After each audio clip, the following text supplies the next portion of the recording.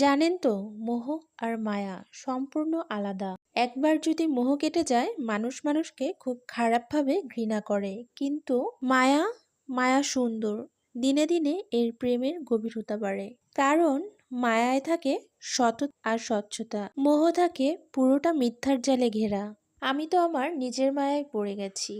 আমি তো আমার নিজের প্রেমেই পড়ি বারবার। তাই তো নিজেকে ভালো রাখার চেষ্টা করি সব সময়। আসসালামু আলাইকুম, কেমন আছেন সবাই? আশা করি ভালো আছেন। আজকে শুক্রবার, ছুটির দিনে সারাদিনের ভিডিওটি আপনাদের সাথে শেয়ার করছি। তো সকাল সকাল মেয়ে আমার প্রতিদিন ছুটির দিনে যেমন ফুল দিয়ে সকালটা শুরু করে, আজও ঠিক সেভাবেই ফুল দিয়ে আমার সকালটা শুরু হয়েছে। আর এরপরে সকালের নাস্তা তৈরি করে নিচ্ছি। সকালের নাস্তায় ছিল পরোটা, আলু ভাজি, ডিম ভাজি আর বেদানা, আর সাথে একটু চা করে নিয়েছিলাম। তো এই তো আরাম-আয়েশ করে সকালের নাস্তাটা করেই নিলাম। তো এরপরে শুনলাম যে হঠাৎ করে আমার বাসায় মেহমান আসছে আমার বাচ্চার দাদাবাড়ি থেকে। তো চটপট রান্না বসিয়ে দিচ্ছি। আমি আজ মুরগির মাংস রান্না করছি, লেয়ার মুরগির মাংস। তো মাংসটা আমি আজ একটু অন্যভাবে রান্না করছি। হাতে মাখিয়ে বসিয়ে দিচ্ছি। তেল, আদা বাটা, রসুন বাটা, পেঁয়াজ বাটা, হলুদের গুঁড়া, ধনিয়া গুঁড়া, জিরার গুঁড়া আর ঝালের গুঁড়া, গরম মশলা গুঁড়া দিয়ে আমি সুন্দর করে মাংসটা একটু কষিয়ে নিয়েছি। তো এর কষানো শেষ পর্যায়ে আমি আলু আর আস্ত রসুন দিয়ে দিয়েছি। আমাদের এখানে এই আস্ত রসুনটা খুবই চলে, বিশেষ করে আমার বাসার সবাই খুবই পছন্দ করে। তো এভাবে কিছুক্ষণ কষিয়ে নেওয়ার পরে আমি পানি দিয়ে ঝোল করে নিচ্ছি। তো এই তো আমার মাংসটা রান্না হয়ে গিয়েছে। তো এবার আমি মাছ রান্না করে নিব। তো মাছগুলোকে আমি ভেজে নিচ্ছি। মাছগুলো একটু কড়া করেই ভেজে নিব। আর আমার বাসায় সবাই এভাবে কড়া ভাজাই পছন্দ করে।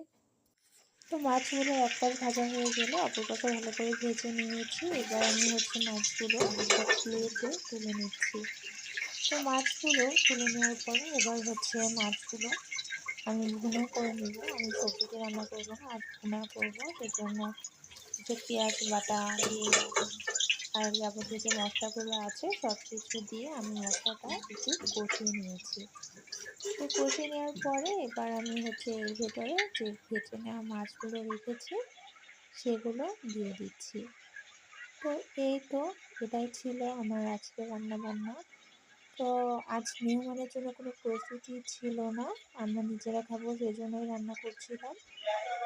তো হঠাৎ করে এর থেকে আর কি করবো, আর আমার যেহেতু বাচ্চা ছোট, এর থেকে বেশি কিছু করা পসিবলও ছিল না। তো এই তো আমার রান্নাটা হয়ে গিয়েছে। এবার আমি একটু ঘরটা পুছপাছ করে নিচ্ছি। যেহেতু বাচ্চা বাসায় থাকে, ঘর আমি ১ ঘন্টাও গুছিয়ে রাখতে পারি না ওদের জন্য। তো যাই হোক, আমি একটু ঘরটা গুছিয়ে নিচ্ছি। তো ঘর গুছানোর পরে আমি টেবিলে খাবার দিয়ে দিচ্ছিলাম, যেহেতু মেহমান চলে এসেছে, দুপুর হয়ে গিয়েছে। তো সবাই দুপুরের খাবার খাবে, সেজন্য আমি ঘরটা গুছিয়ে টেবিলে খাবার দিয়ে দিয়েছি। তো অলরেডি মেহমান চলেও এসেছে। তো তারা ফ্রেশ ট্রেশ হয়ে খেতে বসলো। তো তাদের খাওয়ানোর পরে আমরাও খেয়ে সব কিছু কুচকাচ করে নিলাম। তো মেহমানরা আমার বাচ্চাদের দাদাবাড়ি থেকে মেহমান এসেছে।